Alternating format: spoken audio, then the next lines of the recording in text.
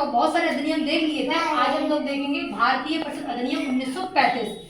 इस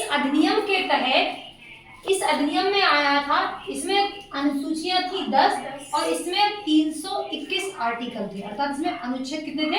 321। और इन्हीं सब अनुच्छेद और अनुसूचियों में बहुत सारे प्रावधान थे जो निम्नलिखित तरीके से, देखो पहली बात इसमें बोली गई थी कि फेडरल या संघीय न्यायालय दिल्ली में क्या होगी? स्थापना होगी। कहने का मतलब यहाँ पर यह है कि पूरे भारत का एक कोड बनाया जाएगा और वो क्या होगा? वो दिल्ली में बनाया जाएगा। ठीक है, एक बात तो ये बोली गई। दूसरा इन्होंने कहा कि केंद्र और राज्य, राज्य बोलो या प्रांतीय बोलो, दोनों बातें सेम है।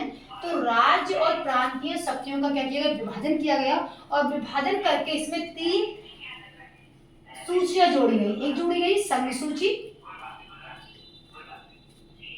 सूची, दूसरी जोड़ी गई प्रांतीय सूची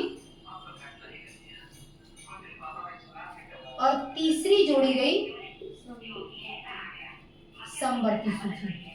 कौन सी जोड़ी गई? समवर्ती सूची। ये आपको पता होगा कि संघ सूची पर जो अधिकार होता है वो कानून बनाने का अधिकार किसका होता है? सिर्फ संघ का होता है, अर्थात केंद्र का होता है।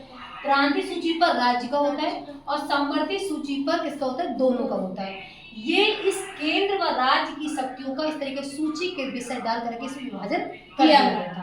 तीसरी बात इसमें जो आपको पता होगा कि द्वैत शासन जो आया था वो बेटा किस अधिनियम में आया था? वो आया था हमारा 1919 के अधिनियम में। 1919 के अधिनियम में जब द्वैत शासन आया था तो वो सिर्फ राज्य पर लागू था लेकिन केंद्र पर लागू नहीं था। लेकिन इस वाले 1935 अधिनियम के तहत द्वैत शासन जो था वो केंद्र में भी लागू कर दिया गया। उन्होंने कहा कि अब जो शासन लागू होगा वो सब पर लागू होगा। एक पॉइंट ये हो गया।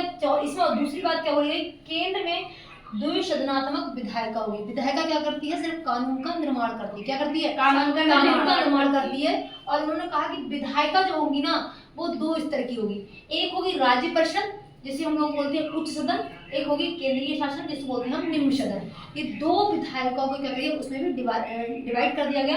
अतः से द्विसदनात्मक विधायिका का प्रस्ताव 1935 के अधिनियम में ही आया था। उसके बाद प्रांतीय विधायिका की प्रांतीय सूची समवर्ती सूची का पर कानून बनेंगे।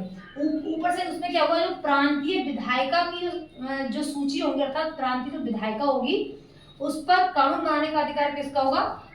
एक तरीके से किसका होगा? प्रांतीय विधायिका का ही होगा। वो आराम से अपना कानून अपना स्वयं बना सकती है। उसके बाद 1935 अधिनियम के तहत ही बर्मा, जो बर्मा को हम लोग आज वर्तमान में बोलते हैं म्यांमार। क्या बोलते हैं? म्यांमार। इसी म्यांमार में हमारे 1935 में इसको अलग कर दिया गया। किसको? बर्मा को। बर्मा पहले हमारे देश का ही एक पार्ट था, एक हिस्सा था, लेकिन 1935 अधिनियम के तहत इसको क्या कर दिया गया? अलग कर दिया गया और इसको अलग देश की मान्यता दे दी गई।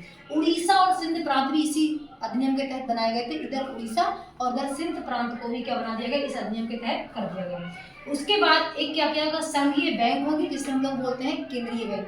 एक संघीय बैंक बनाई गई और दूसरे उन्होंने कहा कि एक संघीय न्यायालय होगी जिस पर पूरे भारत का एक कोड होगा, अर्थात दोनों बातों का प्रावधान इसमें किया गया था। 1935 के अधिनियम में ये सारी बातें आई और आने के बाद इसके बाद अब कौन सा आएगा? अब कैबिनेट मिशन आएगा 1946 में, वो हम लोग देखेंगे नेक्स्ट वीडियो में।